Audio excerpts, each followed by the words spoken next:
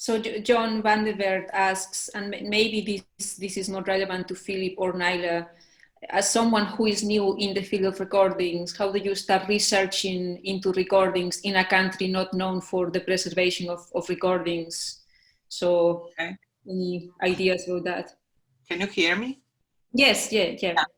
So, I mean, I'm an ethnomusicologist. So as you know, we ethnomusicologists rely on field recordings. So we are very much, I mean, the whole discipline is based on recordings, but of different sort.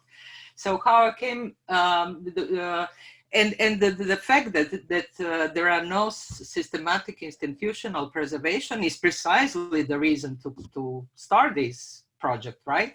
While speaking more personally, I did a research 2 years ago on one genre, which is actually a genre in between traditional and popular music. It is Sevdalinka songs. Bosnia and Herzegovina is known for that musical genre. And actually, we tried to trace the history of that genre in Zagreb.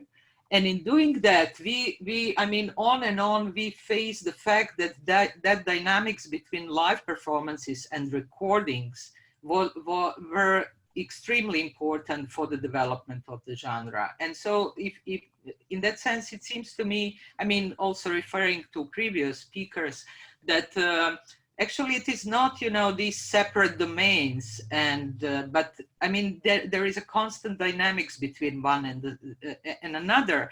And previously I did research into how folklore festivals influenced and how instrumental they were in actually creating a canon of what is considered to be traditional music. And likewise here, actually, I think we are at the beginning of finding out like what is the relationship of recordings and live performances, not only in terms that recordings reflect actual life, so to say, but the opposite direction as well. So how much these known and available recordings were actually of great importance for the development of what is considered a local music practice. So these are approximately the reasons to start this project. Okay, thanks very much. And in the meanwhile, there was another question on the chat to Filip. So do you have piano rolls in your department? And Filip replies, yes. Yeah. So, yeah. So go ahead. May I? Mm-hmm. Yeah, sure. We during the research or during the survey, what we did, you know, the Czech Republic got one of the biggest library network, more than 5,000 libraries in the Czech Republic. It's much bigger than you can expect it, but also 120 archives, more than 2,000 museums, and it's really hard. And maybe, you know, unlock the sound or save a sound in the UK under the British Library, what they did, but it was after 10-15 years of the research or surveys. So what we are trying to do in the Czech Republic is to find what we got in these institutions. And the pioneer roles, we know about them because we found a really important for the Czechs in the United States.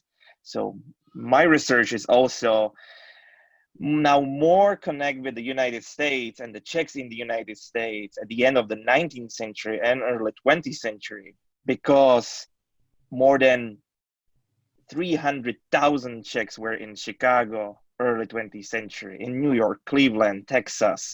So, and they were publishing much more for the Czechs in the United States than in the Czech lands in the Austrian-Hungary.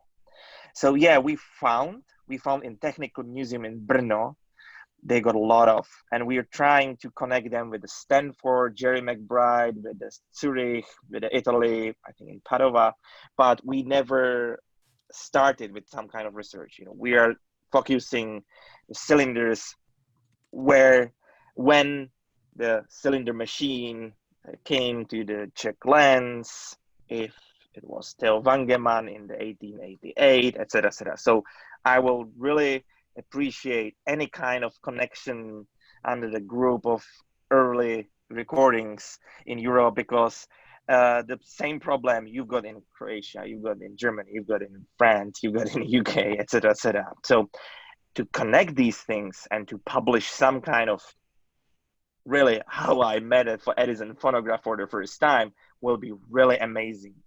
And just a reaction about the to Croatia clique. Yes, we are open to anyone, and I think that for you it will be really important. ESTA is now under the Supraphone archive, private archive, but we've got a really good connection with them.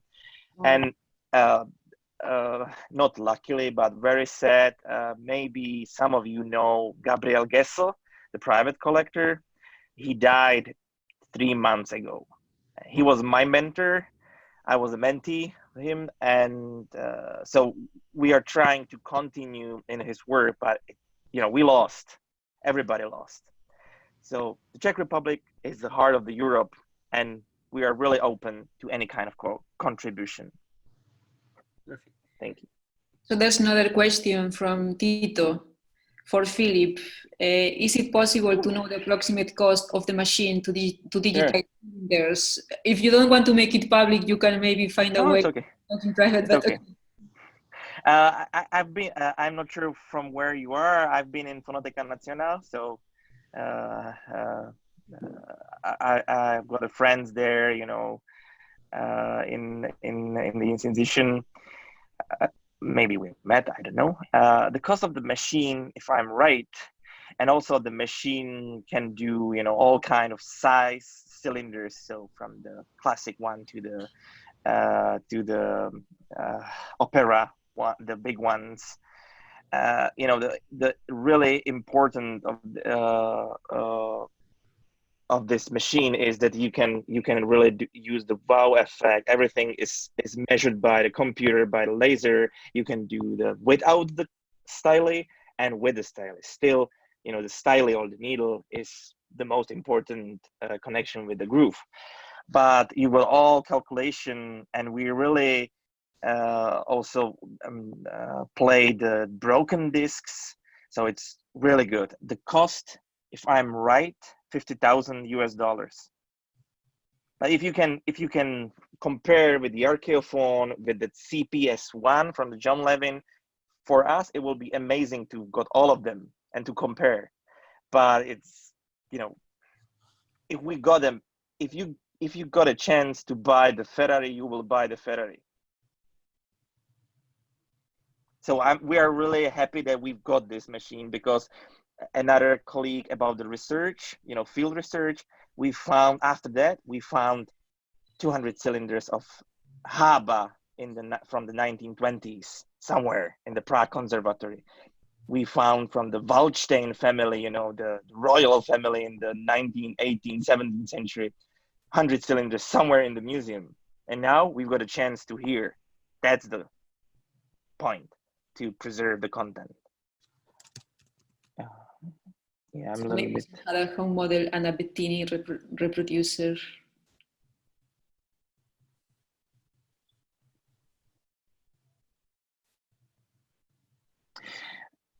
Yeah, there is a one message, I think, on me from Fatima from the Spain Biblioteca Nacional.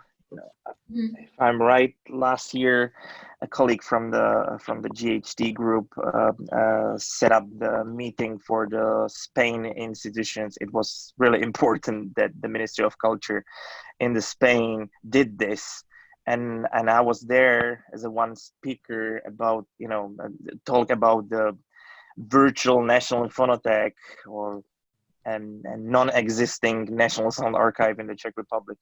And yes, we will digitize, we will share through the website, we will share through the digital library of the National Museum. But what I would like to do in the future, in 1-2 years, I would like to write a project about the preserve phonograph cylinders in the Czech, Moravia, and Silesia, and create the portal which will be just for the cylinders, as UCSB, University of Santa Barbara did. David Soiber did a cylinders portal, and this is something what is really missing, because we can't use the Europeana. It's, I think we can build something better.